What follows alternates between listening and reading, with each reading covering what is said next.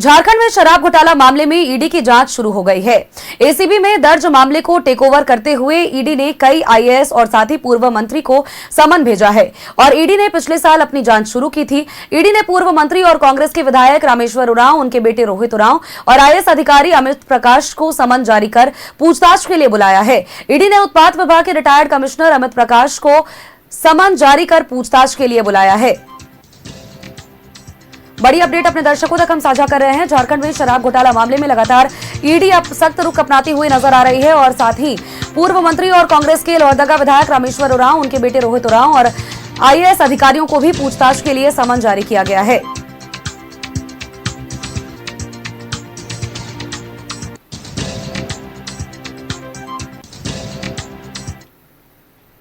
और खबर पर अपडेट्स के साथ सहयोगी इमरान हमारे साथ जुड़ चुके हैं। इमरान का रुख करते हैं। इमरान, शराब घोटाले मामले को लेकर के लगातार जिस तरह से जांच की प्रक्रिया आगे बढ़ रही है और इस बार की बात करें तो ईडी ने पूर्व मंत्री और कांग्रेस के विधायक रामेश्वर उरांव, उनके बेटे रोहित उरांव और आईएएस अधिकारी अमित प्रकाश को भी समन जारी करके पूछताछ के लिए बुलाया है।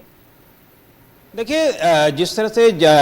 झारखंड में बहुचर्चित शराब घोटाला मामला सामने आया था और इस पूरे मामले की जांच सबसे पहले एसीबी की तरफ से शुरू की गई थी और एक के बाद एक कई एजेंसी, कई मैन पावर कंपनी के साथ साथ कई अधिकारी जो है इस जांच के घेरे में आए थे और उसके बाद कई लोगों को जेल के सलाखों के पीछे जाना पड़ा। इस पूरे कांड के बाद जो है एसीबी ने जब अपनी दबिश दी, कांड के अनुसंधान को आगे बढ़ाया, कई केसेस में चार्जशीट तक दाखिल नहीं किए गए, तो इसके बाद एंट्री होती है ईडी की और ईडी ने इस पूरे मामले पर ECIR दर्ज करते हुए जो है एक नया अनुसंधान जो है ईडी की तरफ से शुरू की गई और इस पूरे अनुसंधान को जब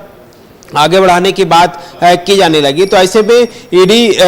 के तरफ जो है अब सम्मन जो है वो पेश किए जा रहे हैं, सम्मन दिए जा रहे हैं, जिसमें झारखंड के पूर्व मंत्री, मौजूदा समय में लोहरदगा के विधायक रामेश्वर उरांव के साथ साथ जो है उनके बेटे रोहित उरांव और पूर्व उत्पाद कमिश्नर जो हैं उनको तलब किया गया। इस पूरे मामले में अमित प्रकाश सहित कई लोगों से पूछताछ ईडी को करनी है और इस पूरी पूछताछ के दायरे को आगे बढ़ाते हुए सोमवार को सभी को तलब किया गया है और ईडी दफ्तर में इन लोगों से कड़ी पूछताछ भी होनी है। तो ऐसे में काफी महत्वपूर्ण हो जाता है कि अब ईडी इस पूरे मामले में जब एंट्री करेगी तो उसमें क्या कुछ निकल करके सामने आता है, क्योंकि अब तक एसीबी के द्वारा की गई जांच में कई केस ऐसा वक्त आया इस केस में जब चार्जशीट तक दाखिल नहीं किए गए। तो ऐसे में अब जब ईडी जो है की एंट्री हो रही है और पूछताछ किया जाएगा तो तमाम बिंदुओं पर भी देखना लाजमी है कि ईडी की तरफ से कितनी मामले पर कार्रवाई की जाती है, किस तरह की कार्रवाई की जाएगी, क्योंकि अब तक इस पूरे मामले में कई लोग ऐसे हैं जो एक्यूज्ड हैं वो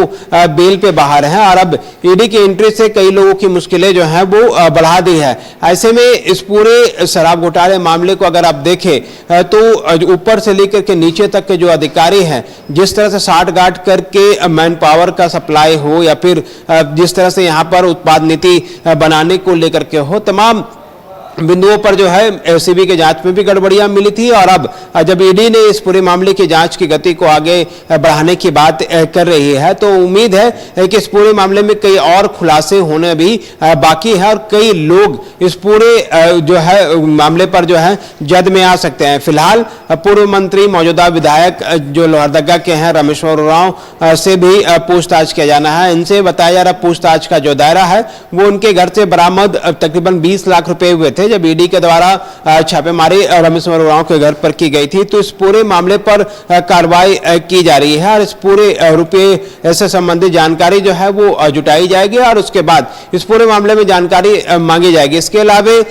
रामेश्वर उरांव के जो बेटे हैं रोहित उरांव, उनसे भी इस पूरे मामले को लेकर के पूछताछ किया जाएगा। कई जो शराब घोटाले के तार हैं उनसे भी पूछताछ जो है वो किया जा सकता है। वहीं सबसे महत्वपूर्ण पूछताछ जो है पूर्व उत्पाद कमिश्नर के रूप में पदस्थापित रहे अमित प्रकाश से भी पूछताछ किया जाना है, क्योंकि एक के बाद एक कई अधिकारी हैं और कई लोग हैं जो मौजूदा समय में ईडी का रडार पे हैं। कई ऐसे एजेंसी है, मैन पावर कंपनी है जो सीधे तौर से इस पूरे मामले पर इन्वॉल्व पाए गए थे और पाए जा रहे हैं। उनसे भी आने वाले दिनों में ईडी की तरफ से पूछताछ की जाएगी और कई लोगों पर गाज भी गिर सकती है। बिल्कुल, चूंकि अभी तो जांच का दायरा आगे बढ़ रहा है और ऐसे में अब जांच की प्रक्रिया जब आगे बढ़ेगी तो देखना ये होगा कि कौन कौन से ऐसे लोग होते हैं जिनका नाम जद में आता है। चलिए, बहुत बहुत शुक्रिया इमरान, तमाम जानकारियां दर्शकों तक साझा करने के लिए आपका।